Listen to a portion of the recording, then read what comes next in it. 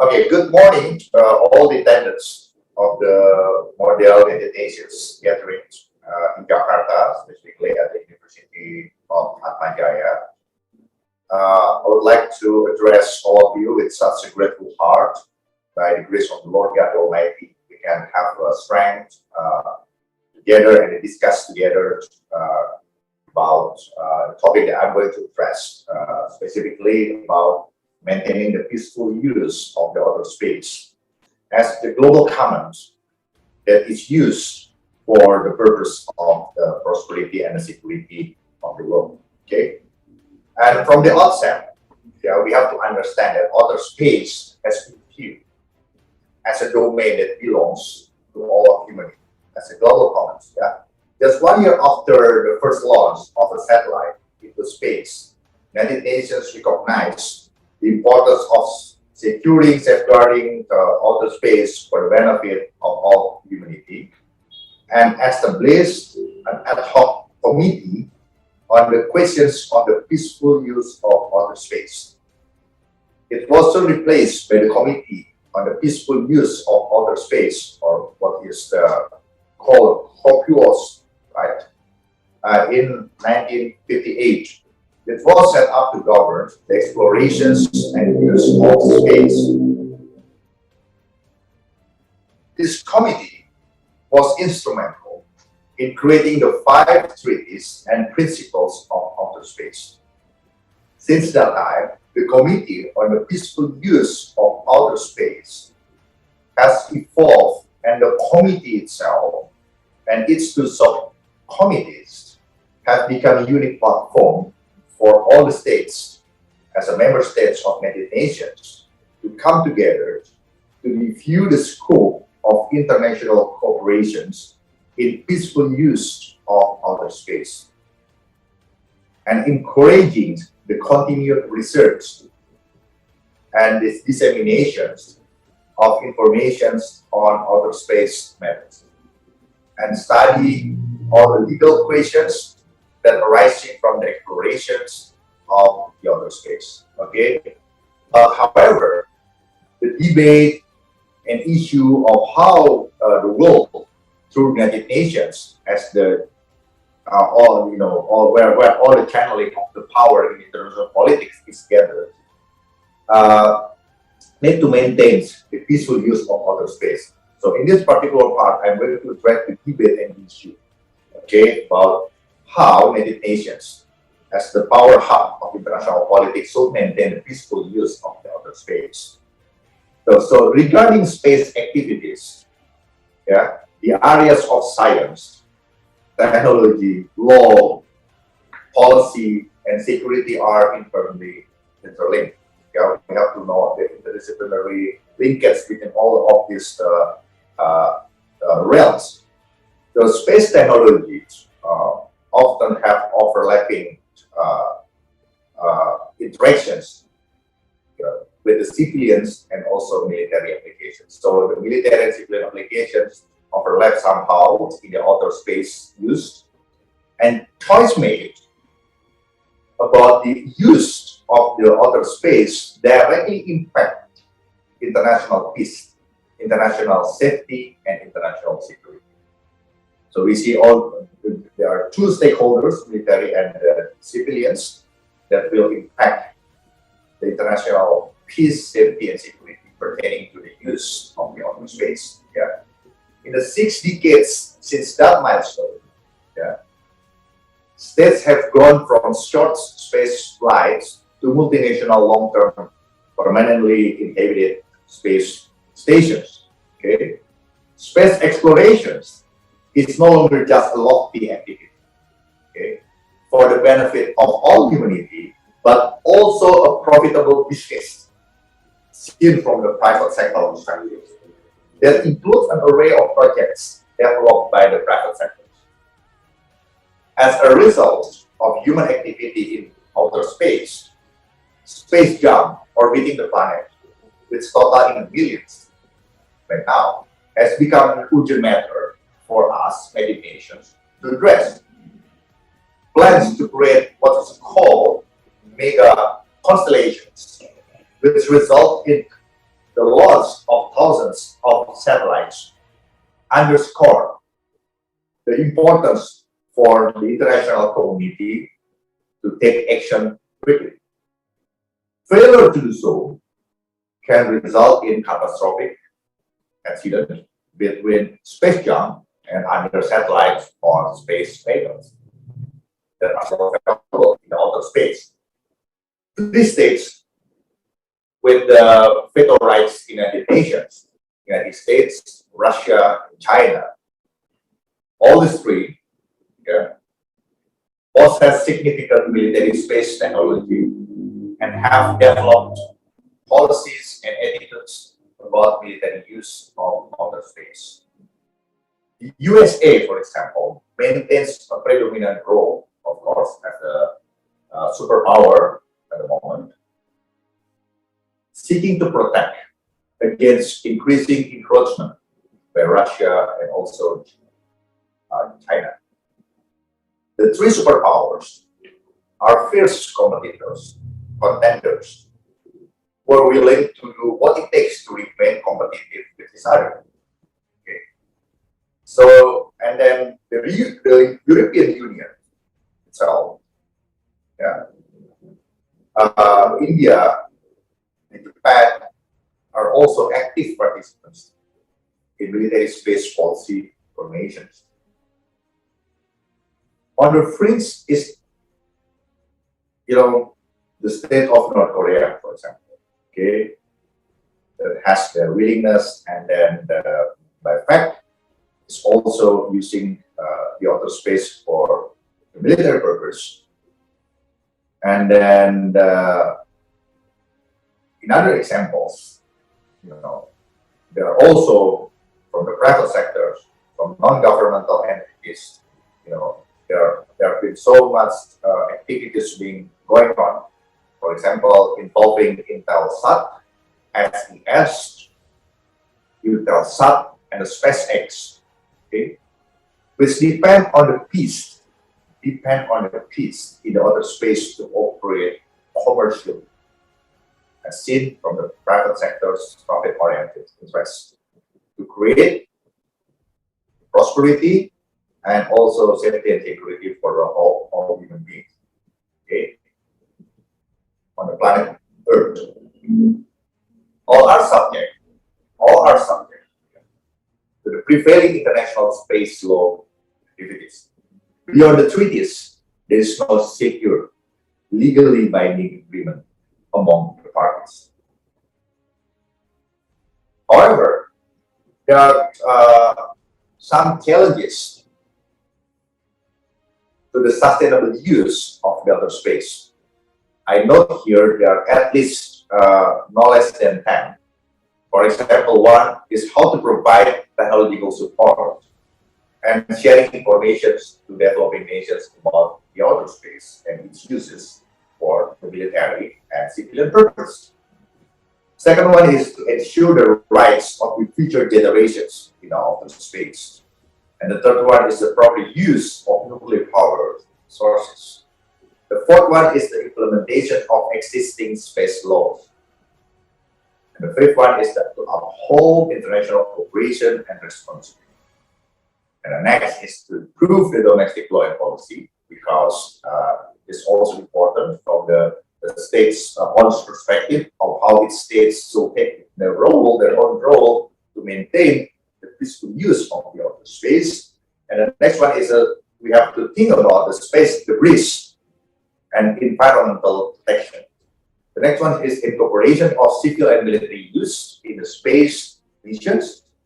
And the next one is also about the further development of international space law, being seen from the international relations perspective, involving realism approach, liberalism approach, constructivist approach. Okay, and then the last one is how to regulate and control the commercial activities in the outer space.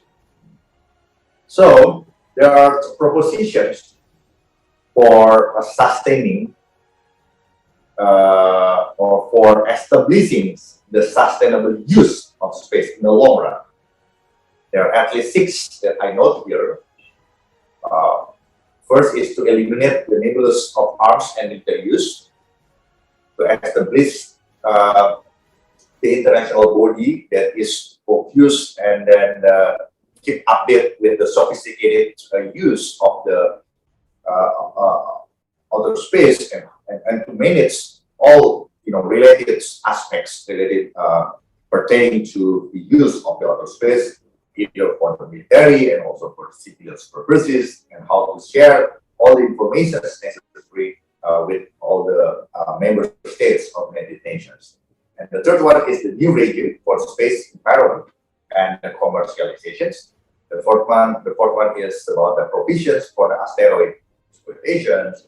The fifth one is to establish enforcement mechanism and space core, and even the space core, And then the last one is the urgent development of the space law, as we discussed before, to address the challenge that we have pertaining to the use of the outer space. Not only now, and also we need to address the forthcoming challenges that will be dealt by the future generations. And so, having said that, the great rise and diversifications of the use of the outer space raise the questions of what's called as space activities limitations. So the ultimate restrictions posed by the space law is using outer space for peaceful purposes. Regardless of the semantic approach one adopts concerning the definition of the term peaceful purpose in the outer space, treaty text, and the underlying substantive legal norm, constitute the determining factor. We have to know the essence of what is called the peaceful purpose. We don't have to debate about the peaceful purpose according to one party and then another definition according to the other party. So the applicable international legal rules confirm that the ultimate limit is the prohibitions of the use of force set down in the Article 2, bracket 4 of the UN Charter. We can refer to the Article 2 of the UN Charter, 2, and bracket 4, which applies to outer space along with the exceptions stipulated by the UN Charter and in general international law, for sure. So in addition to that, the Outer Space Treaty established also a particular legal regime on celestial bodies, declaring the demilitarized zone, and bans the stationing of weapons of mass destruction in the outer space. There's the limitations according to the UN Charter. What can be done for the military use, what cannot be done for the military use, and what should be done for the peaceful use and for the business commercial purpose. So space law, as any other branch of public international law or public policy in this case, is evolutive basically, because the policy must be reviewed and then adjusted. So it's called as a gradually progressive policy that reflects what is needed. That's why we have to keep updated and then take this issue seriously about the outer space. So the future adjustment and developments of its legal normativity in light of the growth and multiplication of the explorations and the use in the space arena remain open. So as a conclusion, it is a great opportunity to use the space as a platform to increase the benefits of economics, social and environmental development. The use of space applications is a fundamental tool for conveying development throughout the world. The important core, the essence, the essential core matters to ensure the sustainable use of the space and to promote the developing countries to get benefit from space activities that are mostly used by, you know,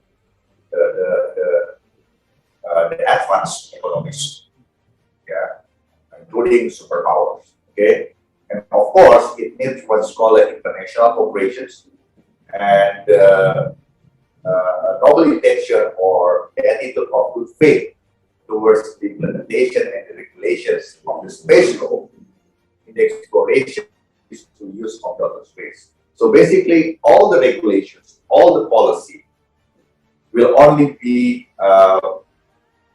effective if there's serious international relations, international interactions between all the member states, developed and developing countries, that is based on the noble intention and the good faith.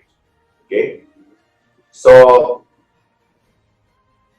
the General Assembly resolutions or United Nations resolutions reaffirms this statement, reaffirming the importance of international operations in the explorations and the peaceful use of outer space, what is called as UNOSA 2016. The necessity of well-organized laws and policies on the space activities has become stronger with the increasing number of space-faring states and other tangible challenges. SCORE says that the challenge is to generate the appropriate legal regime that will support and inspiring the explorations more and more. So we have to explore because we have the good intentions of how we better and best to use the space, outer space in this particular case, for the greater benefits in terms of security and prosperity of all human beings living on the planet Earth. So the ultimate target of space explorations is to develop human beings, like I said, and confirm the better life and facility. So it's space-faring country, yeah. It's faring country like a seafaring for Indonesia, you know, because of the articulated countries. Space-faring country should maintain and guarantee that all activities will be for peaceful use and for humanity, which solely depends on good faith, cooperations, respect for other interests and equality, and also ensuring equitable participation of space benefits among all the member states, including developed and developing countries. In this context, the actual problem is not only the law itself to ensure sustainable use of outer space. The genuine challenge is making the political determinations to address the law. The genuine challenge is making the political determinations to address the law. So the political will that is based on the good faith is the key for the effective application of the international law. Therefore, the international community needs to regulate new rules and principles of their political will, which is difficult but not impossible. So having said that, as the last but not least, we can see the space as the fourth dimensions, as a strategic domain for countries to advance and protect their interests, and also for the create the better life, the secure life for everybody living on the planet Earth, seen from the international security perspective. Okay, first we have what's called as a land domain. Second one, we have the air domain, and we have the sea domain. Okay, and the fourth one, we have the space domain. And the fifth one, we have the cyber domain. So all these 5 domains are actually God-given.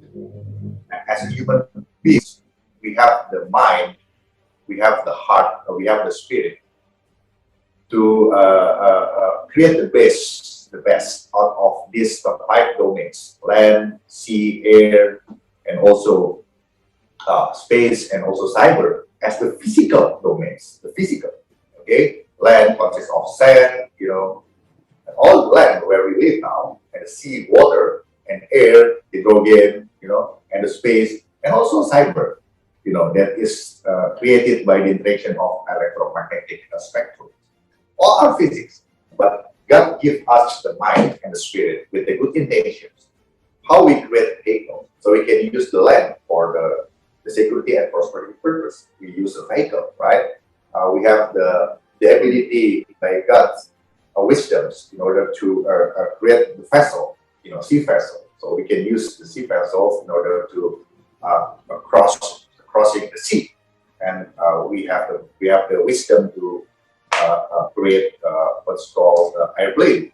So we can use the air, and we also has the mind to create the orbital or elements or entities like space, like we discussed, space vehicles, satellites, being in the orbits in outer space. This we have that capacity in order to create it based on God's wisdom given to us, and we also have the capability to make the integration between electromagnetic spectrums and computer networks in order to create what is called as a cyberspace. So, but everything that God gives us, we need to be wise to develop what is given to us. And then from the international relations perspective, we acknowledge there are three main streams: theories, realisms, liberalisms, and also constructivism. So from the realism perspective, who is strong will determine the rules of the game. Okay, you have this, I have that, and we sit together, we arrange the rules of the game, and we implement together. So the strong will determine what is right and what is wrong, what's supposed to be done and what's not supposed to be done. But as we know, the realist approach is not complete to address all the dynamics in this life, seen from the international security perspective. That's why we develop what's called as liberalist perspective, that is based on the good intention of everybody, that will create the law, the regulating law that will regulate the behavior of all parties involved in this in the dynamics of interactions. But law is still law. If we don't have good intentions to apply the law to be effective, it's not going to be effective. It doesn't work that way.